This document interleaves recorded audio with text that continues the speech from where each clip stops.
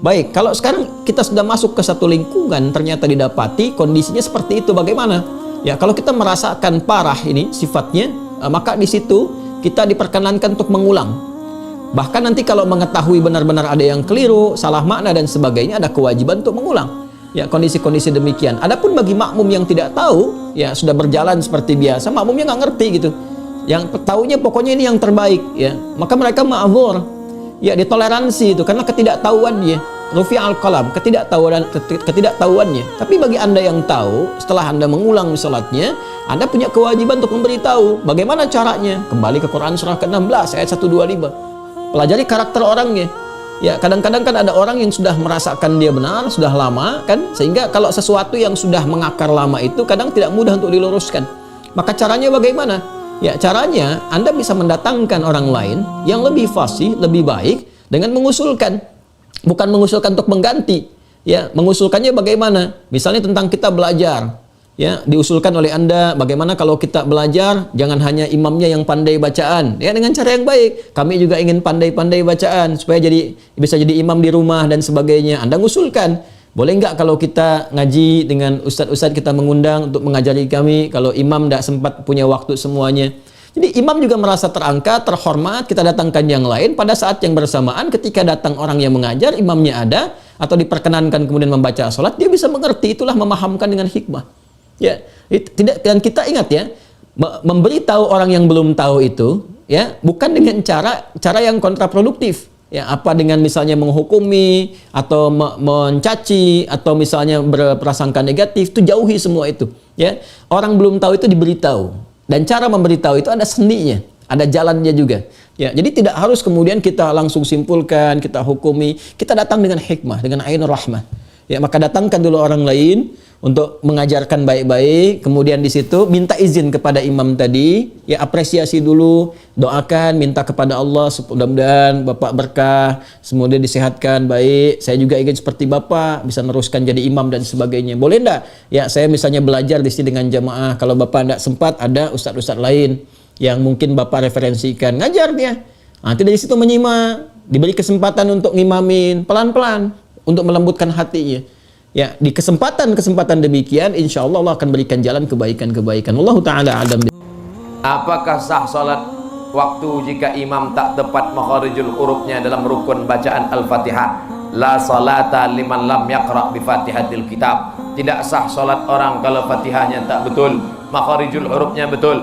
Bismillahirrahmanirrahim. Ada tasdid, bukan bismillahirrahmanirrahim. Ini guru-guru hati-hati. Bismillahirrahmanirrahim. Ada tasdid. Bismillahirrahmanirrahim. Ha. Ha itu dipegang dada tak bergetar. Kalau dipegang dada bergetar, huruf besar. Ha. Ha bergetar. Kalau huruf kecil, ha. Kalau mengajar gosok gigi dulu. Jangan sampai jamaah itu pingsan. Alhamdulillahi Rabb. Oranya tafkhim tebal, bukan ro, bukan oro. Alhamdulillahi Rabbil Ain di dalam, bukan a. Alhamdulillahi Rabbil Alamin. Tasdid lagi. Ar-Rahmanir-Rahim. Mimnya panjang. Maliki Yaumiddin. Iyanya panjang. Iya pakai tasdid, bukan iyaka. Banyak juga iyyaka na'budu wa iyyaka nasta'in. Iyyaka na'budu wa iyyaka nasta'in. Ha besar, ih bergetar, ih sa tebal, bukan sin, bukan sa. Ihdinas siratal mustaqim. Qaf di sini. Siratal ladzi, za, bukan za, bukan ja, bukan za, za. Letakkan ujung lidah di ujung gigi. Mohon maaf Pak Ustadz, kenapa? Gigi tinggal di rumah. Siratal ladzina an'amta alaihim. Ra, bukan G. Ghairil maghdubi, tebal. Ghairil maghdubi alaihim. Ulang sekali dha. Waladdallin. Amin. Jika kita bermakmum dengan imam yang bacaannya kurang pas tajwidnya, itu bagaimana Bu ya? Bermakmum dengan orang yang bacaan tajwidnya belum benar. Di sana ada istilah namanya ummi sama qori. Ummi sama qori bab surat Al-Fatihah. Yang namanya qori dalam bab sholat ini adalah orang yang bisa benar membaca surat Al-Fatihah. Kalau ummi adalah yang bacaan Fatihahnya nggak benar. Ya, ha jadi kaf, ya, sod jadi sin, banyak macam-macam ya nih. Yang sekiranya dia itu merubah makna. Kalau ada orang membaca Fatihah kok belum fasih dan sampai merubah makna, akan tapi bukan karena dia sengaja, memang karena lidahnya seperti lidah yang baru pensiun belajar Iqra, ya dimaafkanlah. Allah Maha Kasih kok. Ha udah ketemu tuh kaf toh. Fa jadi pa. Untung tidak ada fa di Fatihah, nggak ada fa kan? Fatihah nggak ada fa. Beruntunglah orang Sunda, Fatihahnya nggak ada fa-nya. Baik. Kalau memang orangnya memang bisanya seperti itu, maka sah bagi dirinya. Tidak usah khawatir. Alhamdulillah belajar Al-Quran, biarpun baru pensiun, setelah pensiun baru belajar Al-Quran, masih alhamdulillah. Yang repot sampai malaikat Israel datang nggak pernah ngaji, nggak pernah sholat. Naudzubillah. Baik. Kemudian kalau qori, orang yang bacaan Fatihahnya sudah benar, biarpun tidak sampai derajat seperti qori hebat itu. Yang penting makhrajnya sah, maknanya tidak berubah, itu namanya qori. Bolehkah orang yang bacaannya benar bermakmum dengan orang yang bacaannya kurang benar? Baik, kita bicara fikih dulu dalam mazhab Imam Syafi'i.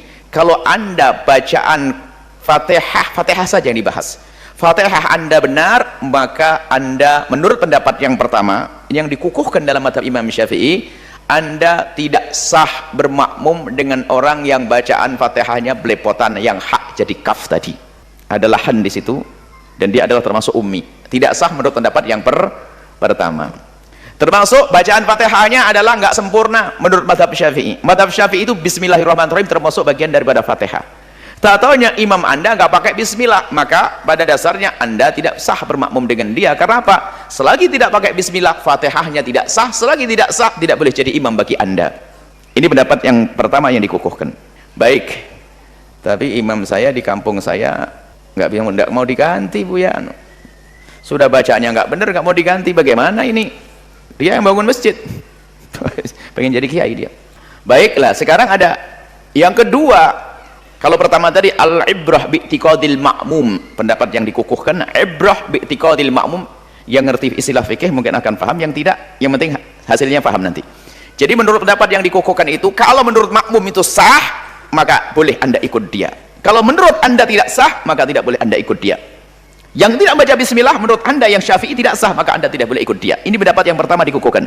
Pendapat yang kedua, dan ini perlu dihadirkan di masyarakat kita ini agar kita lemah lembut, agar kita tuh lebih kasih ya, jangan keras-keras banget. Pendapat yang kedua, al-ibrah bi'tiqadil imami, yang penting menurut sang imam itu sah bagi dia, maka kita pun boleh ngikuti dia. Dia kenapa kok bacanya nggak karu-karuan? Memang bisanya begitu kok. Oh ya sudah. Kenapa dia nggak pakai bismillah? Karena bukan madhab Syafi'i. Oh ya sah, kita ngikut dia menurut pendapat yang kedua. Maksudnya begini, jika anda menjadi imam di Indonesia, hendaknya anda jadi orang bijak, jangan sampai tidak pakai bismillah. Atau kalau ternyata anda bacanya belepotan, jadi makmum saja enak.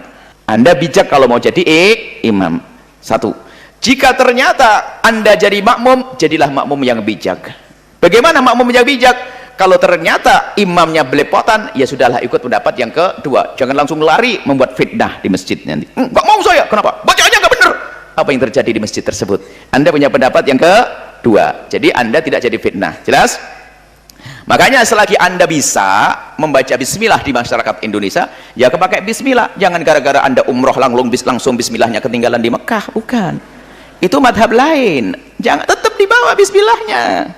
Jangan niru Masjidil Haram dan sebagainya. Tidak salah mereka, karena mereka ikut aturan madhabnya. Anda tetap Bismillahirrahmanirrahim, harus begitu dong. Baik, kalau jadi imam yang bijak. Kalau ternyata dia jadi makmum juga yang bijak. Kalau ternyata imamnya nggak pakai bismillah, dia madhab selain Syafi'i, ya bijak, jangan langsung lari nanti. Atau belepotan bacaannya, anda yang bijak. Jangan suka membuat kegaduhan di dalam masyarakat.